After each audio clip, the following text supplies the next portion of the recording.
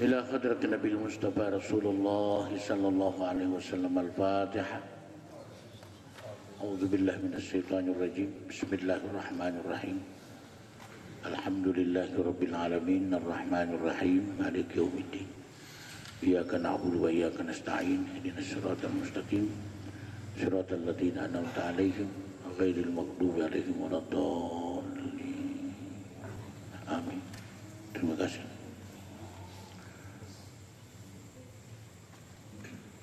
Alhamdulillahilladzi imtanna ala ibadihi bi rasulihil mab'uusi rahmatan lil alamin. Akramahum bi risalatil khalidati ila yaumiddin. Asyhadu an la ilaha illallah wahdahu la syarikalah. Wa asyhadu anna Muhammadan abduhu wa rasuluh. Allahumma shalli wa sallim ala hadzal nabiyil karim sayyidina wa maulana Muhammadin wa ala alihi wa sahbihi ajma'in. Amma ba'd, faqad qala Allah ta'ala fi kitabil karim. A'udzu billahi minasy syaithanir rajim. Bismillahirrahmanirrahim. Ya ayyuhalladzina amanu taqullaha haqqa tuqatih wa la tamutunna illa wa antum muslimun. Shadaqallahul azim wa sadaqa rasulihil karim. Wala haula wala quwata illa billahil aliyil azim. Saudara-saudara, para peserta pendidikan dan latihan lembaga dakwah Ukhuwah Islamiyah yang dirahmati Allah Subhanahu wa taala.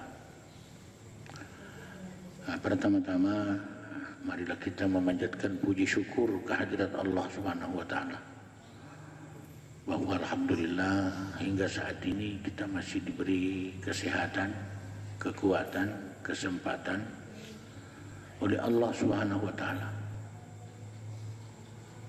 untuk mempelajari agama beserta seluruh ajaran-ajarannya, yang kita harapkan mudah-mudahan dengan mempelajari agama kita ini, kita lebih mesra dengan agama kita, lebih mesra dengan syariah yang Allah berikan kepada kita, berikut dengan hakikat.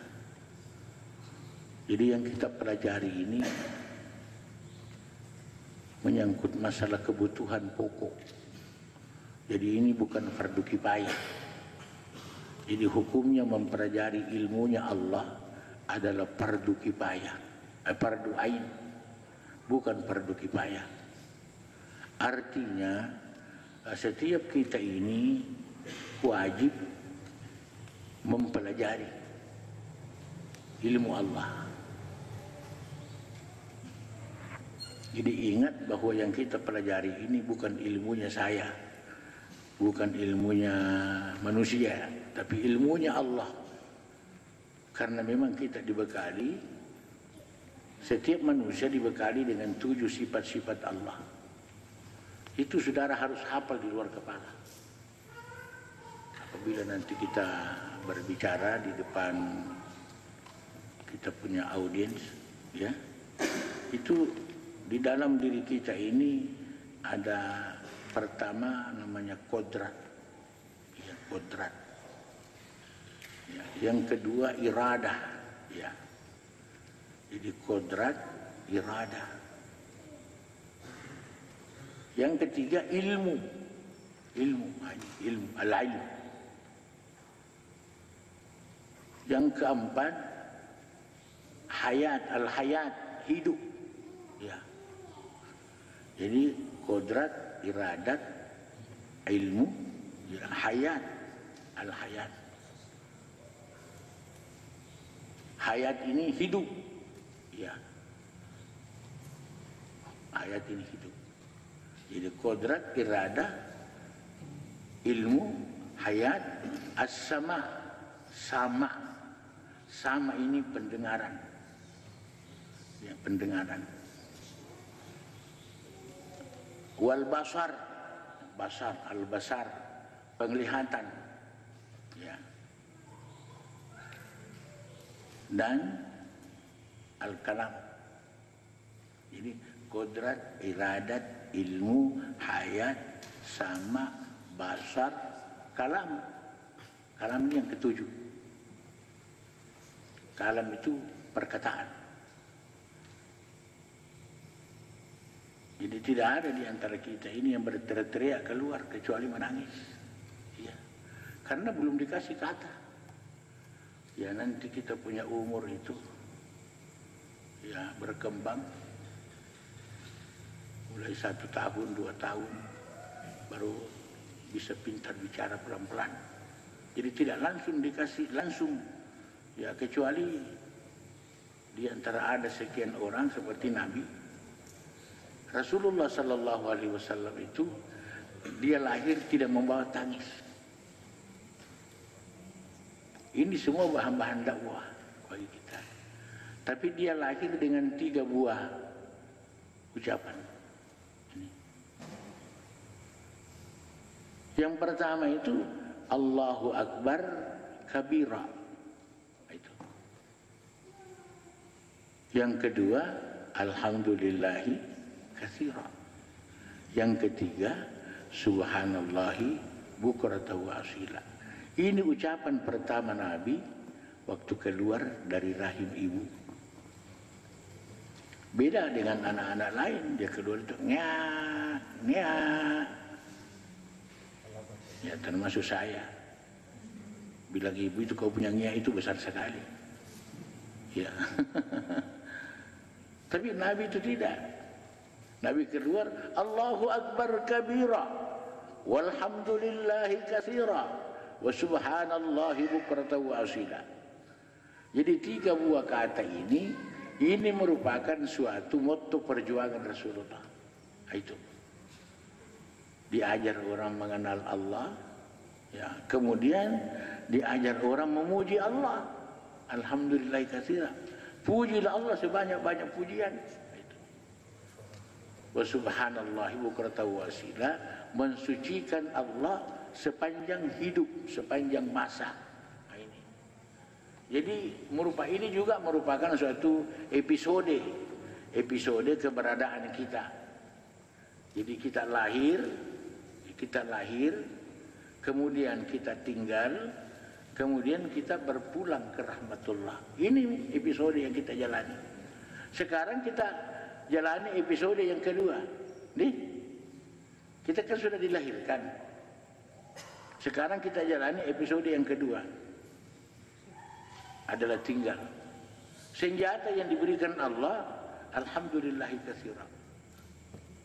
Puji Allah sebanyak-banyak pujian. Jangan puji siapa-siapa. Terlebih-lebih puji diri. Nih, itu puji diri itu musyrik. Ya. Orang memuji diri itu orang musyrik. Jadi jangan coba-coba puji diri. Jadi kadang-kadang ada orang pintar yang kelewat pintar itu sengaja atau tidak itu memuji diri. Ya, mengangkat diri tinggi-tinggi. Padahal dilarang keras itu. Karena kita sudah menyerahkan segala puji. Tadi yang kita baca ini berapa kali? 3 kali kita baca. Alhamdulillahi Rabbil Alamin. Segala puji bagi Allah. Tidak ada puji bagiku ya Allah. Ini saja kalau kita bahas dalam dakwah itu, wah, luar biasa. Kita bismillah, kita alhamdulillah. Itu sudah luar biasa pembahasan itu.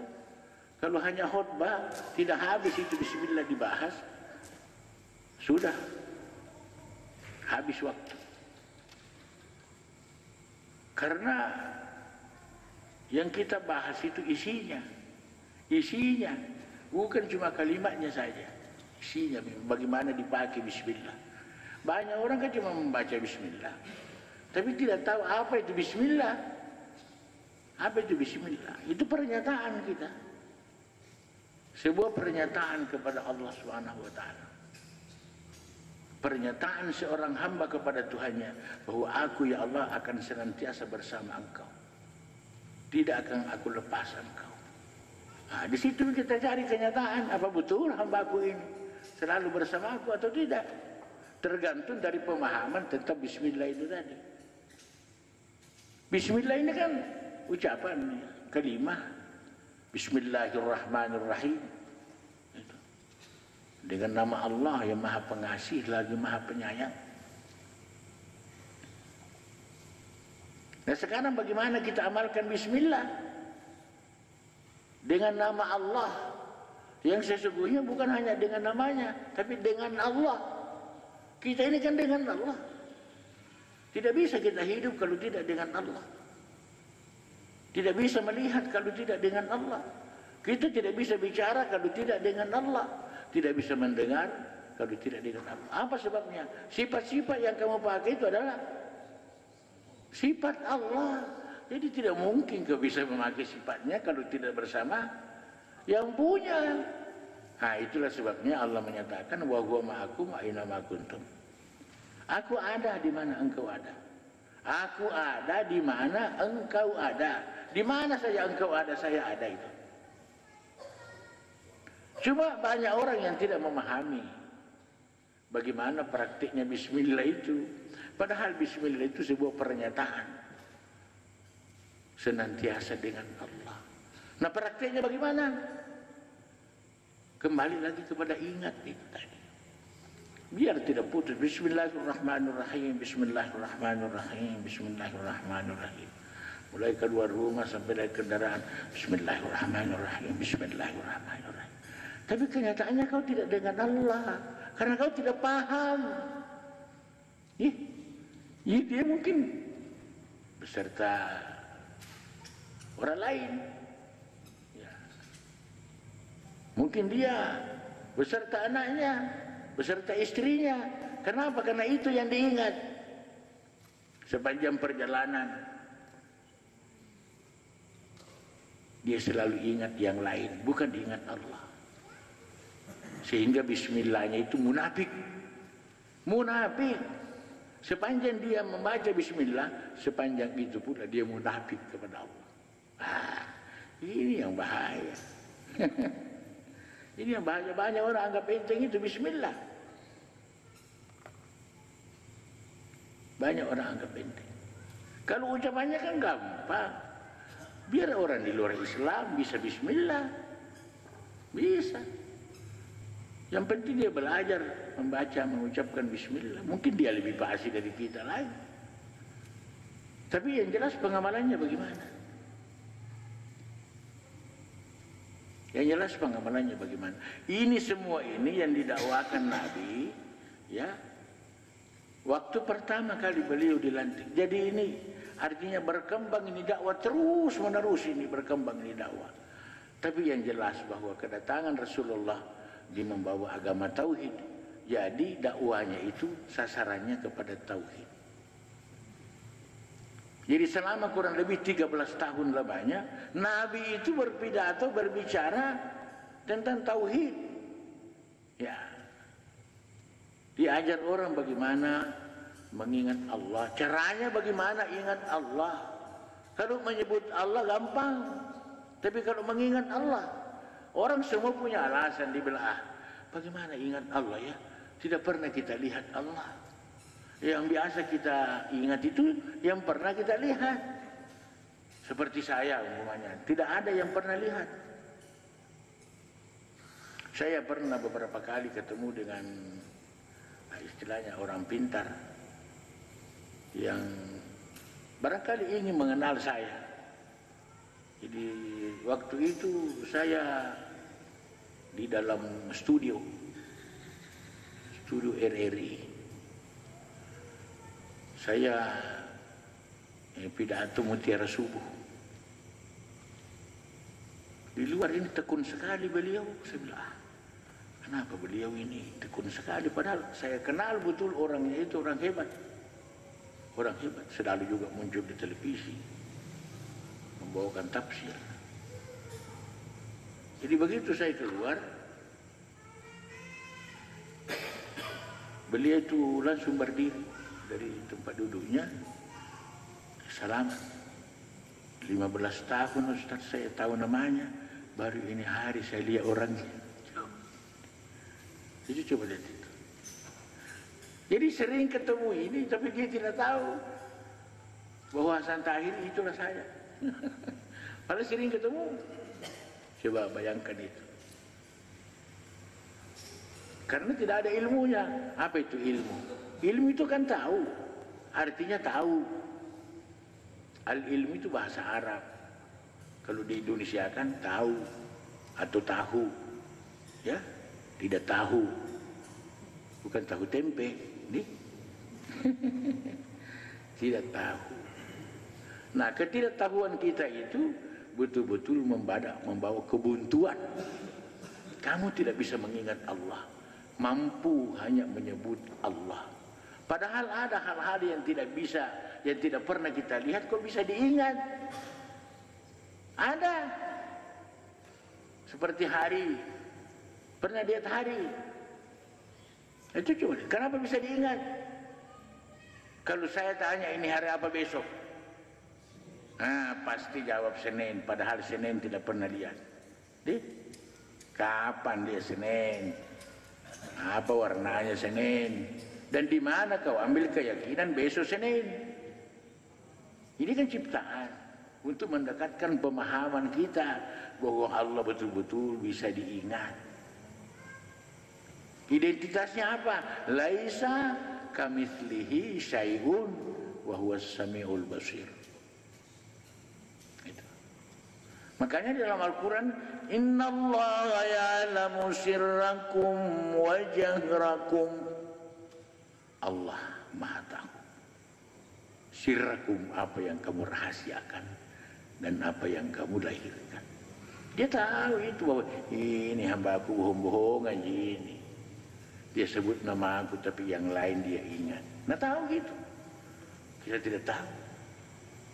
Dia sebut nama aku berapa kali satu hari tapi tidak pernah satu kali pun ingat aku.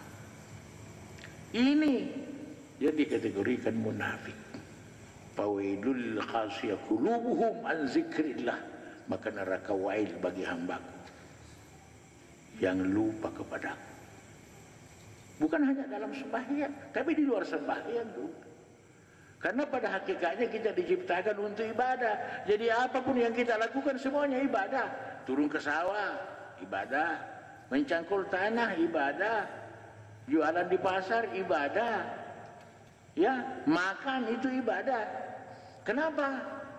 Di situ ada hukum. Makan yang halal, apa hukumnya? Orang tidak berpikir bahwa makan yang halal itu dapat pahala. Karena sebaliknya makan yang haram itu dapat apa? Dosa. Lawannya dosa itu kan pahala. Jadi setiap Anda makan yang halal, pahala itu. Setiap Anda minum, pahala itu kalau yang halal. Nih. Orang tidak pernah berhitung itu. Banyak nanti kau punya pahala dari makanan dan minuman. Makanya jangan sekakar dengan leher. Banyak orang, ada di uang ini uang 100.000. Kalau kupa ganti ini sebentar habis. Kelaparan nih. Kelaparan nih. Setengah mati nih lehernya, kasih mau dikasih es. Tapi 1 lembar jual 1.000 kalau dipaganti minum air. Besok habis minum. Biasanya uang besar kalau sudah ditukar, susunya itu sebentar habis. Dia lapar, tidak mau masuk di warung nasi, maka mau ke warung itu. Atau tempel aja di situ. Apa bisa kenyang? Coba lihat, itu contoh bahwa kita punya sesuatu tapi tidak bisa membahagiakan karena kita tidak tahu mempergunakan. Jadi Allah Subhanahu wa ta'ala dia senantiasa menyuruh kita ingat. Bahkan ingat itu adalah merupakan ibadah tertinggi. Pernah Sayyidina Ali bertanya kepada Rasulullah, ayyu tariqatun aqrabu ilallah ya Rasulullah? Manakah jalan yang paling dekat dengan Allah ya Rasulullah? Nabi bersumpah, la laisa. La itu tidak, laisa juga tidak. Jadi artinya tidak ada sama sekali. Itu pengertiannya dalam bahasa Indonesia. Tidak ada sama sekali kecuali zikrullah. La laisa illa zikrullah. Tidak ada sama sekali kecuali ingat Allah. Inilah yang dimaksud sembahyang terus menerus. Nih, jadi kalau dengar orang tua dulu sembahyang terus menerus, jangan diejek bah. Dikata itu itu toa. Tahun tu mai tidak sembahyang terus menerus. Karena kamu tidak tahu lalu protes. Nah sekarang kamu sudah tahu. Dosa kayak ini sama orang tua. Nih, dulu saya salahkan nenekku itu dibilang. Cuma salahnya juga orang tua. Kan dia salat terus menerus sehingga dia tidak sempat sujud lagi, tidak sempat ruku. Dia bilang kadodong. Bikin capek saja sujud itu, lebih kita ingat saja selesai. Padahal dua-duanya disuruh menyembah. Tubuh disuruh menyembah dengan gerakan dan ucapan. Ruh disuruh menyembah dengan ingat Allah. Kenapa ruh mendapatkan tugas ingat? Nah, kenapa? Karena dia yang pernah bertemu dengan Tuhan. Dia yang pernah ketemu. Ya, dia yang pernah bicara dengan Allah. Dia yang pernah berjanji dengan Allah. Nah, lihat itu surah Al-A'raf ayat 172. Baca-baca itu. Baca-baca itu tafsirnya. Surah Al-A'raf ayat 172. Di situ berbunyi wa id ahza rabbuka min bani adama min duhurihim zurriyatahum wa ashhadahum. Nah, itu. Wa ashhadahum. Jadi Allah ini menampakkan dirinya. Nah, itu. Karena apa? Karena tidak mungkin hambanya bisa melihat dia kalau bukan dia yang menampakkan dirinya. Mustahil. Tidak ada yang bisa melihat Allah. Tidak ada. Tapi karena Allah memperlihatkan dirinya, ya sama dengan itu dalam hadis qudsi dinyatakan a'rabtu an u'rafani. Aku sangat ingin bahwa diriku ini dikenal. Fata'arraftu ilaihim, maka aku ciptakanlah hambaku.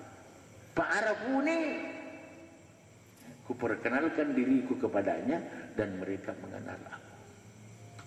Jadi pada hakikatnya yang mengenal Allah itu Allah. Pada hakikatnya Pak. Saya ulangi lagi, yang mengenal Allah itu hanya Allah. Hamba tidak bisa. Jadi kenapa kita disuruh menyembah? Kenapa kita disuruh ingat? Karena dia sudah perlihatkan dirinya kepada kita. Karena tidak bisa kita bayangkan bahwa Allah itu kayak apa ketika manusia memandang Tuhannya, jasadnya belum ada. Jasadnya belum ada, Pak. Jasadnya belum ada. Yang ada hanya ruhnya. Di mana bertemu Allah? Di alam arwah. Nah, sesudah di alam arwah, dia masuk di alam arham, kandungan. Di situ dia menerima roh. Setelah 4 bulan di dalam kandungan, yang tadi sudah melihat Tuhannya masuk ke dalam jasad. Itu. Jadi makanya roh ini mendapat tugas ingat. Ingat. Oleh karena itu setiap orang ingat, dia tidak mampu membahasakan apa yang terjadi di dalam ingat itu. Dia cuma mengatakan, saya lupa segala sesuatu. Aku hanya ingat yang satu. Kan di dunia ini hanya 2. Yang satu adalah pencipta, yang sesuatu adalah yang dicipta. Jadi apabila seorang hamba menyebut Allah, at-takbir Allah, karena takbir itu amar, Pak, fi'il amar. Engkau membesarkan Allah, itu perintah itu. Jadi kalau takbir Allah lupa sesuatu, maka saat itulah engkau mesra dengan yang satu. Nih, begitu bahasanya, Pak. Kalau kamu tidak yakini itu tadi waktu kau lupa sesuatu, kamu sudah mesra dengan yang satu, kamu tidak akan maripah sampai mati. Sama kalau kita tidur ini. Tidur ini tidak pernah kita tahu jam berapa saya tidur. Cuma kenapa kita yakin bahwa saya ini sudah tidur? Nah, ketika kita lupa segala-galanya, pikiran kita tidak jalan, hati kita tidak lagi berangan-angan. Kita itu ngorok, datang hujan tidak rasa, datang tamu tidak dengar. Nah, ketika kita bangun, maka kita berkeyakinan bahwa tadi itu saya tidur nyenyak. Sekalipun Anda tidak pernah ketemu tidur, atau ada di sini yang pernah ketemu tidur? Nah, Anda pernah. Karena kalau kamu sudah masuk dalam ruang tidur itu, bukan tempat tidur, ruang tidur itu artinya lupa sesuatu. Di sanalah ta'adul lima yurid. Kadang-kadang Allah memperlihatkan sesuatu.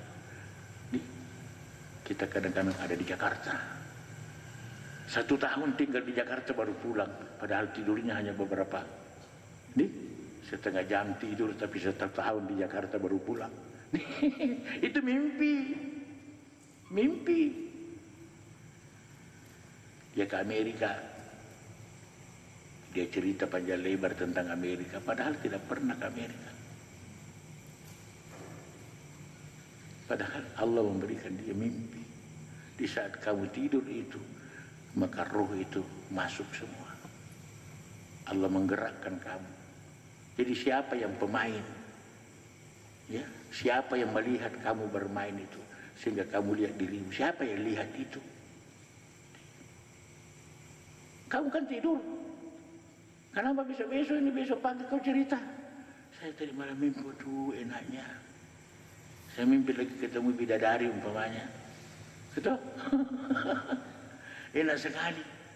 Saya baru lihat mukanya, saya sudah pingsan. Betul? Nah, itu. Padahal kita ini kan tidur. Jadi siapa yang melihat kamu itu ketemu bidadari? Coba lihat. Nah, kalau kita bicara tauhid, tidak ada yang melihat kecuali Allah. Lihat. Hanya dia yang punya penglihatan, kita ini cuma diperlihatkan atau dilihatkan. Nah, begitu, Pak. Kalau cerita hakikat, yang melihat itu roh. Tapi pemainnya itu adalah model jasad, padahal bukan jasad itu. Itu yang namanya syariah di dalam hakikat. Kita kan enak-enak tidur. Kadang-kadang kita lihat diri kita pakai jas, pakai dasi. Itu. Jadi banyak sekali contoh-contoh yang bisa kita pakai untuk bisa meyakinkan bahwa aku ini ingat Allah. Banyak orang menyembah, Pak. Kalau dipersentase, kalau menurut Al-Quran, walakinna aksaran nasi la ya'lam. Sebagian besar manusia ini tidak tahu Allah, tidak kenal Allah, tidak kenal Muhammad. Kalau kau tidak kenal Muhammad, mustahil kau kenal Allah. Karena yang kenal Allah itu hanya Muhammad. Makanya dalam surah Ikhlas itu apa? Kul, katakan hai Muhammad, Allahu Ahad, Allah itu esa, Allah itu tunggal. Hanya Muhammad yang diperintah. Sekarang buktinya kita juga ucapkan itu di dalam sembahyang. Ya, dalam surat An-Nisa itu, Kul inna salati wa nusuki wa mahyaya wa mamati lillahi rabbil. Muhammad yang disuruh, bukan kau yang disuruh. Kenapa sekarang kau yang baca? Apa kenal Muhammad itu sudah? Kita bisa Allahu Akbar kabir walhamdulillahi katsira wa subhanallahi bukratan wa asila. berarti kau masuki Muhammad itu, kau nyatu dengan Muhammad. Karena tidak ada salat yang diakui Allah, salatnya Muhammad saja. Jadi kalau kau tidak kenal Muhammad, bagaimana salat bisa diakui? Mengerikan ini sebenarnya. Orangnya sudah profesor, orangnya sudah doktor, tapi ditanya tentang Muhammad, benar, tidak tahukah saya itu? Doktor apa ini? Profesor apa? Kenapa ditanya tentang syahadatnya, saya tidak tahu.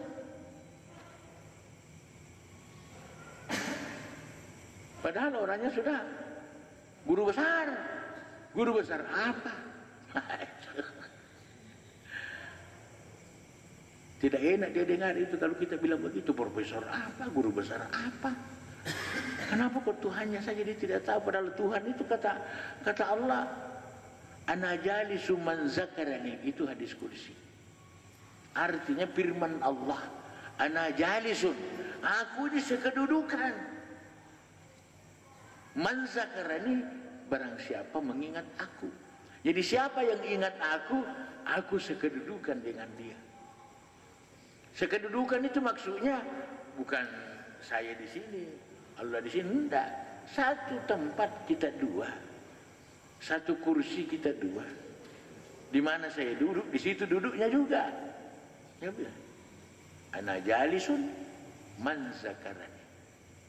Aku sekedudukan dengan orang yang mengingat aku. Itu hadis kursi. Firman Allah.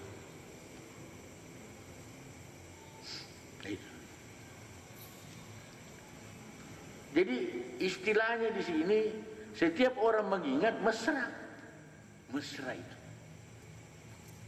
Jadi ketika wa ashhadakum ala anfusihim alastu bi rabbikum, semua pada menjawab bala syahidana. Qalu itu jamak dari qala. Kalau qala itu tunggal, qalu jamak. Semua ruh berteriak. Qalu, semua ruh berteriak. Syahidana. Itu apa artinya? Kami bersaksi ya Allah. Nah, itulah yang kita pakai sekarang. Asyhadu, aku bersaksi. Tidak lagi jamak itu. Kalau dulu waktu di alam arwah kumpul, baru ditanya semua, karena semua pada melihat. Alastu bi rabbikum, apa aku ini Tuhanmu?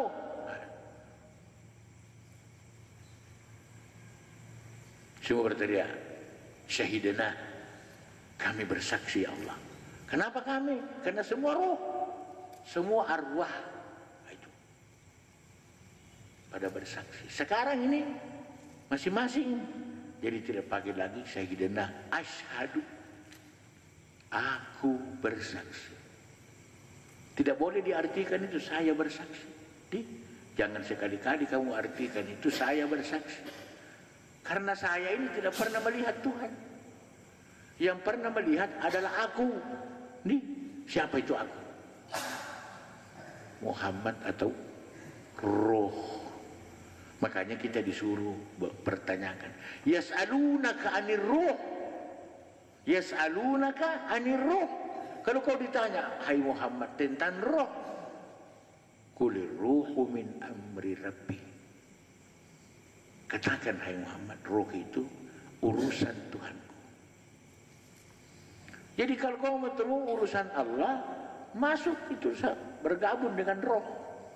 Gabung kau dengan roh. Kamu dalam urusan Allah Subhanahu wa ta'ala. Sampai kau napas terakhir, selalu ingat Allah, berarti kamu dalam urusan Allah. Tidak ada lagi urusan malakul maut, ya, tidak ada urusan mungkar wa nakir, nah ada lagi. Kamu dalam urusan Allah Subhanahu wa ta'ala. Jadi hebat sekali itu.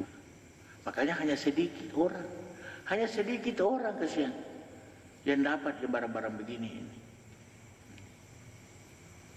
Hanya sedikit. Ini mudah-mudahan saudara punya semangat, tidak kendur ini. Ya. Jangan sampai berjalan 2-3 bulan. Sekali sudah banyak alpanya ini. Nah, ingat itu tata tertib. Nih, berapa persen itu dari kehadiran? Iya. Nah, 85% dari kehadiran baru dinyatakan lulus. Nah, jadi kalau kurang dari itu siapa yang salah? Tentu bukan guru yang salah, bukan panitia yang salah. Nih, kenapa kau tidak datang? Apa kendalamu? Nah, kalau kecuali serius urusannya, ya toh? Jangan cuma ayamnya mati, tapi tidak datang. Kenapa tidak datang? Saya punya ayam sakit, Pak. Alasan mati itu. Alasan dibuat-buat. Nah, jadi bapak-bapak dan ibu-ibu sekalian, makanya ini perlu dikenal betul, karena ini sasaran dakwah kita. Banyak orang yang tidak bisa khusyuk dalam salat karena tidak mengenal rohaninya sendiri. Banyak orang diajar setengah mati tapi tidak bisa karena rohaninya dia tidak kenal siapa ini sebenarnya. Siapa aku sebenarnya? Dia tidak pernah tanyakan dirinya. Siapa aku? Orang bilang siapa dia? Siapa dia itu? Dari mana dia? Ya, berapa? Di mana kampungnya? Berapa anaknya? Di mana kerja? Itu aja. Tidak pernah. Saya ini orang dari mana? Mau kemana saya? Nih, kalau saya pulang apa yang saya harus bawa? Nih, mau pulang kampung saja kalau kita dari rantau, malu-malu pulang. Kalau bajunya cuma 2-3 lembar. Nanti di kampung bilang, berapa puluh tahun kau punya orang itu cuma 3 lembar kau punya baju. Apa sih? Apalagi baru 3 hari di kampung sudah habis uang rokoknya, minta pinjam sama keluar gue. Saya pun menikarubu ketini kiri nganggo batu. Balik-balik kok. Memang tidak tahu, tidak memantun duit. Bangkruku motor. Begitu juga. Kalau kita mau pulang ke akhirat ini. Kalau sekarang kamu tidak peduli itu. Betul-betul ulaika humul ghafilun. Mereka itu orang-orang yang paling menyesal, paling rugi.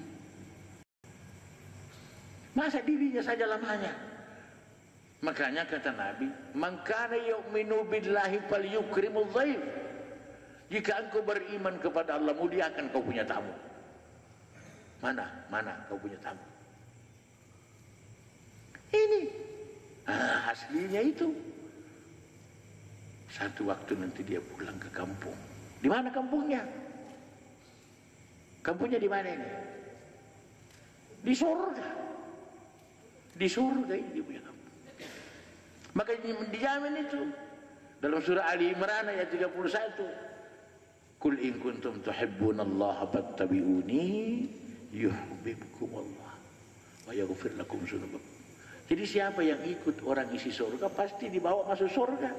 Nih, katakan hai Muhammad, jika engkau benar cinta kepada Allah, ikutilah aku. Aku penghuni surga. Aku kekasih Allah. Jika engkau ikuti aku, engkau dikasihi Allah. Enaknya itu mengikut Muhammad, padahal tidak dibeli, Pak. Tidak dibeli. Tidak ada, istilahnya tidak ada ongkos keluar. Hanya ikut saja. Yang paling senang orang di dunia itu ikuti nafsu. Itu kegemaran manusia mengikuti nafsunya. Kadang-kadang barang baik dia lempar. Jadi rusak. Kadang-kadang kaca yang kotor, tinju nasi pecah itu. Itu kenapa? Karena nafsunya bekerja. Makanya kita dikasih agama ini untuk menjinakkan itu nafsu. Karena membunuh nafsu mustahil. Tidak akan mungkin itu. Karena Allah menciptakan memang selalu berpasang-pasangan. Jadi jangan lupa bahwa di dalam diri kami itu ada orang yang kafirnya kafir. Kau sama-sama tidur, sama-sama jalan. Pokoknya kalau dia susah, tidak pandang siapa ini, dia tipu saya. Makanya Nabi mengatakan kadal fakru ayyakuna kufra. Hampir-hampirlah kemiskinan itu. Miskin dari apa? Terutama miskin ilmu. Kalau orang miskin ilmu ditambah lagi miskin harta, 100% anak buahnya iblis laknatullah itu. Anak buahnya iblis laknatullah. Apa saja gampang dia bicara, mudah dia berjanji tapi tidak mudah dia tepati. Tapi kalau kita ikut sama kekasih Allah, kasih sayang Allah, tidak gampang itu. Karena kita tidak disuruh menyembah lagi. Makanya di hari kiamat itu tidak ada lagi orang disuruh menyembah. Tidak ada lagi fa'buduni wa aqimis sholata lidzikri, tidak ada lagi itu. Jadi sekarang kalau mau sembahyang di dunia ini kau sembahyang. Mau puasa di dunia ini, tidak ada lagi puasa di hari kiamat. Mana ada puasa? Kita hanya menikmati puasa yang kita lakukan di dunia dengan makan yang paling enak. Saking enaknya, kata Nabi, makanan di surga belum pernah ada orang yang bisa membayangkan dalam hatinya, dalam rasanya, begini enaknya, tidak ada. Yang paling enak di dunia ini apa? Itu juga tidak bisa, belum berapa kali enaknya itu dibanding dengan surga. Apa tahu itu? Cuma 0,01%.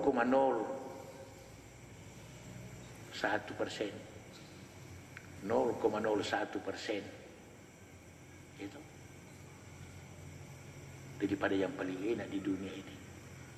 Kalau di surga itu 99%. Bayangkan yang 1% saja kita rebutan luar biasa. Gitu? Kita rebutan luar biasa.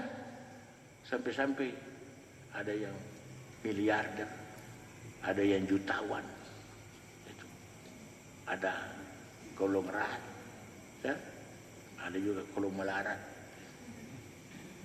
Ini gara-gara yang 1% ini. Padahal disimpan itu. Makanya akhirat punya daya tarik cuma 1% saja. Cuma dunia ini daya tariknya 99%. Coba kekuatannya dunia itu luar biasa. Kadang-kadang seorang ustadz jadi pengusaha, berhenti menjadi ustadz. Cara ditomi balik-balik, pintar juga bohong. Apalagi kalau dapat proyek-proyek besar. Nah, dia orang ni ustaz lompon ni kamar-kamar ni. Pembohong. Coba. Itu kalau dunia daya tariknya luar biasa. Apalagi sudah belajar pakai mobil mewah. Sudah belajar pakai dasi. Itu pakaian-pakaian dunia seperti itu. Bukan jadi larang, yang penting kuasai diri. Kendalikan kau punya diri. Jangan sampai kau oleng dengan dunia ini sehingga perahu terbalik. Dunia jadi cilaka, akhirat juga jadi cilaka. Jadi cilaka dua-dua. Nah, jadi bapak-bapak,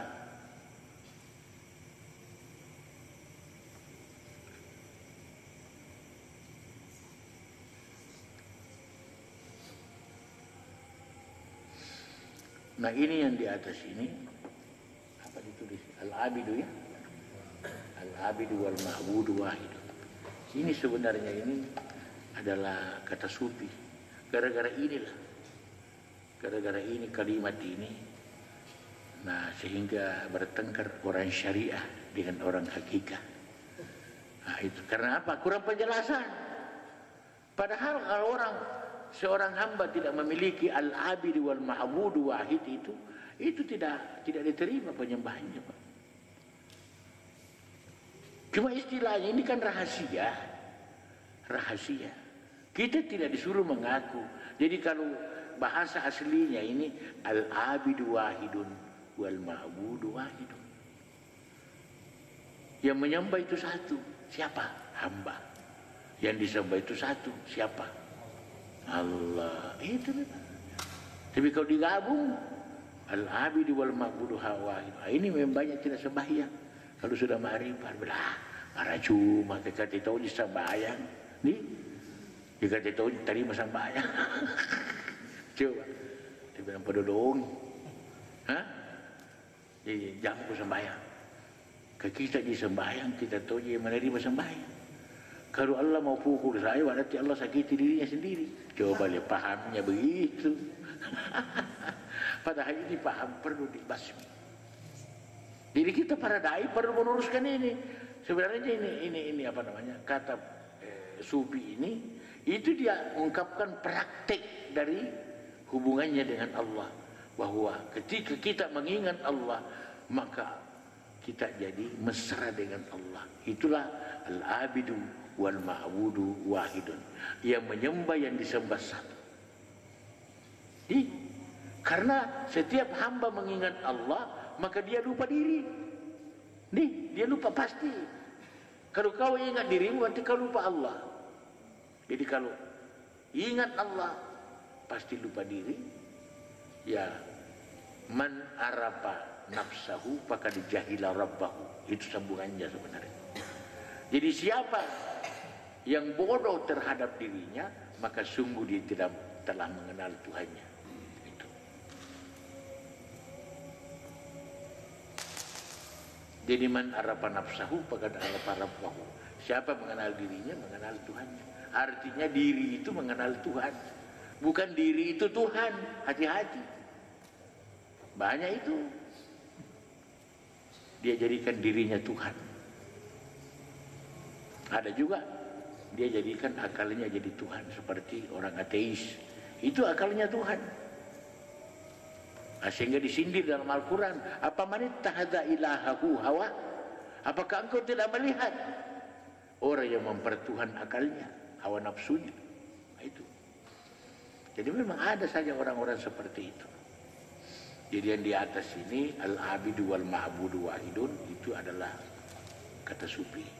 Yang di bawah ini hadis kursi, ya, hadis kursi. Ana jalisun man zakarani. Aku sekedudukan dengan yang mengingat aku.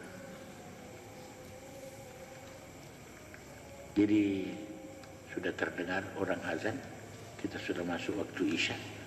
Dan saya kira untuk hari ini kita akhiri sampai di sini, Pak. Insya Allah nanti besok-besok lagi. Sabtu depan, ya. Jadi besok pere berapa hari? Hah? Kemain perenya lama sekali. Jadi perenya ini, Pak, digunakan untuk baca-baca yang sudah kita catat atau yang kita sudah ketahui, diulang-ulangi supaya enak, licin. Nah, ketika nanti kita berdebat di sini, kita sudah banyak bahan, ya, sudah banyak bahan. Jadi saya kira saya akhiri sampai di sini. Fattaqullaha mastata'tum, billahi fisabilil haq. Wassalamualaikum warahmatullahi wabarakatuh.